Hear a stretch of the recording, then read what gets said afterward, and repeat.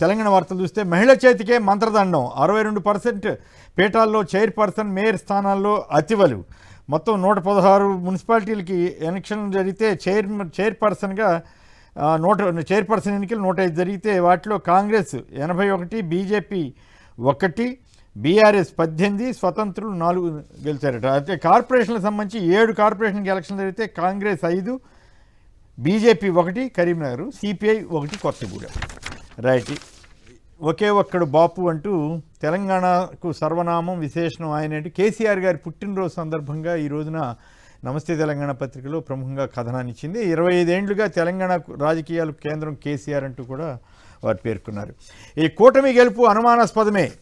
ప్రముఖ మేధావి విశ్లేషకుడు పరకాల ప్రభాకర్ ఫిబ్రవరి 14, 2026న ఒక వ్యాసం రాశారు వైర్లో. ఎన్నికల పోలింగ్ రోజు మే 13న సాయంత్రం 5 గంటల వరకు పోలైన ఓటింగ్ 68.04%. ఇవన్నీ కూడా ఎన్నికల సంఘం లెక్కల ఆధారంగానే. రాత్రి 8 గంటలకు పోలైన ఓటింగ్ 68.12%. అంటే చాలా స్వల్పంగా 0.08 పెరిగిందట.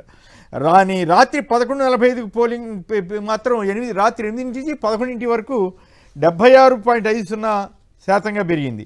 విచిత్రంగా 4 రోజుల తర్వాత మే 17న ఎలక్షన్ కమిషన్ ప్రకటించిన ఓటింగ్ శాతం 80.66, అంటే 12.5% ఓటింగ్ పెరిగి 52 లక్షల ఓట్లు పెరిగాయి.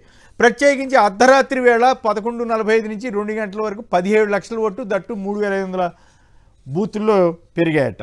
సో ఒక్కో నియోజకవర్గంలో 30,000 ఓట్ల చొప్పున పెరిగాయి.